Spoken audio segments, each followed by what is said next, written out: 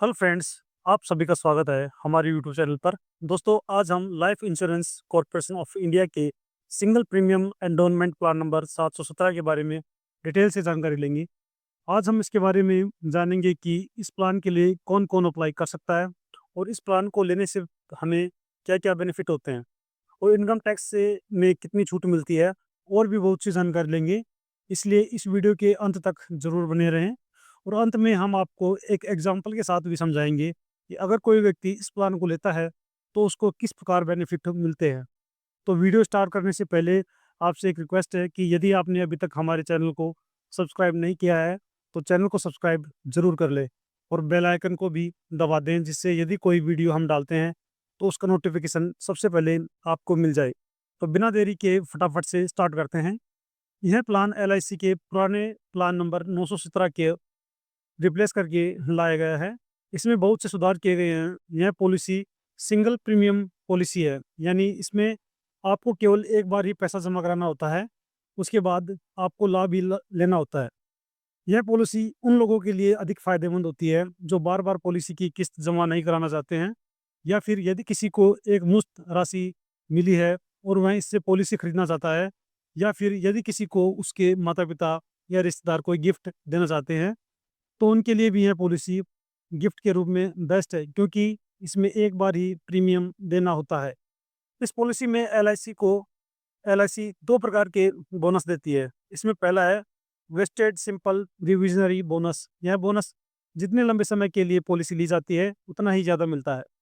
दूसरा है final additional bonus. इस बोनस का फ़ायदा उन लोगों को ही मिलता है जो 15 साल से ज़्यादा समय के लिए पॉलिसी लेते हैं।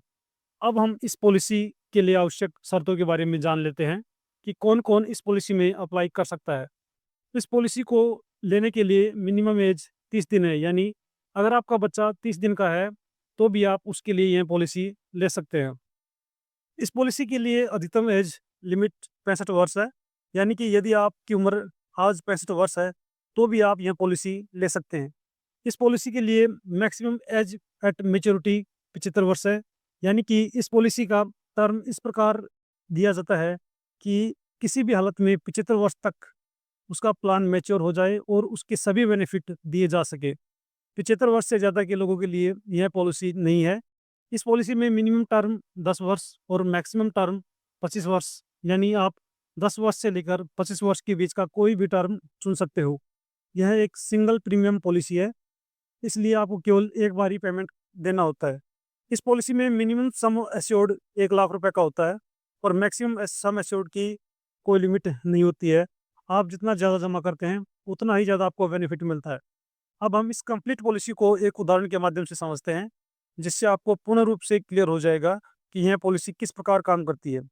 मान लीजिए कोई मिस्टर राजीव नाम का व्यक्ति है, जिसकी उम्र 35 वर्ष है। वह इस पॉलिसी को लेता है, जिसका मिनिमम सम एश्योर्ड 5 लाख रुपए है और टर्म प्लान 25 वर्ष का होता है।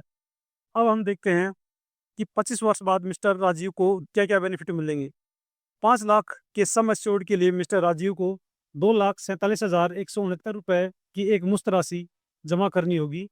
पॉलिसी के 25 वर्ष कंप्लीट होने के बाद मिस्टर राजीव को 5 लाख रुपए सम एश्योर्ड के रूप में मिलेंगे।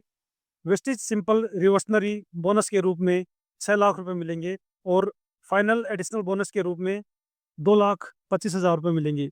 इस प्रकार मिस्टर राजीव को 25 वर्ष के बाद कुल 13,25,000 का एलआईसी की तरफ से भुगतान किया जाएगा। अब हम इसे एफडी के साथ कंपेयर करते हैं कि अगर 25 वर्ष पहले मिस्टर राजीव 2,47,169 रुपए की एफडी करते, तो उन्हें 25 वर्ष बाद कितना अमाउंट मिलता। वर्तमान समय में एफडी 5 वर्ष या उससे ज़्यादा समय के लिए की जाती है, उस पर सालाना 6.5% का सालाना ब्याज मिलता है। ये तो इस प्रकार राजीव को 2,47,169 की एफडी करवाने पर 25 साल बाद 12,38,929 रुपए की राशि मिलती है, जो कि एलआईसी से मिलने वाली राशि से कम है। इस प्रकार इस पॉलिसी में एफडी से ज़्यादा ब्याज मिलता है, साथ ही इंश्योरेंस का कवरेज भी मिलता है। अब हम बात करते हैं डेथ कवरेज की। पॉलिसी लेने के बाद यदि पॉलिसी पीरियड के दौरान यदि मिस्टर राजीव के साथ कोई अनहोनी हो जाती है और मिस्टर राजीव नहीं रहते हैं, तो उसके नॉमिनी को डेथ बेनिफिट का भुगतान होगा, चाहे अनहोनी पॉलिसी लेने के तुरंत बाद हो या 1 वर्ष के बाद हो या 5 वर्ष के बाद। यानी अनहोनी पॉलिसी लेने के बाद कभी भी हो, आपको डेथ बेनिफिट के रूप में 5 लाख रुपए सब एश्योर्ड और साथ में बोनस मिलेगा और फाइनल एडिशनल बोनस भी मिलेगा। मिलने वाले बोनस की राशि इस बात पर निर्भर करती है कि अनहोनी पॉलिसी लेने के कितने साल बाद होती है। जितने लंबे समय तक पॉलिसी चलती है, उतना ही ज़्यादा बोनस मिलता है। अब हम जानते हैं कि इस पॉलिसी में और कौन-कौन से फीचर्स मिलते हैं। इस पॉलिसी को लेने के बाद यदि आपको कभी भी पैसे की ज़रूरत पड़ती है, तो आप इसे सरेंडर भी कर सकते हैं। यह पॉलिसी लेने के 3 महीने बाद आप इस पर लोन भी ले सकते हैं।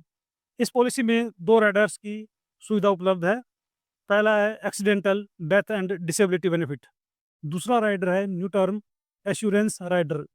इन दोनों राइडर्स के लिए पॉलिसी धारक को अलग से भुगतान करना पड़ता है और उनके बेनिफिट भी बेस पॉलिसी से एक्स्ट्रा मिलते हैं।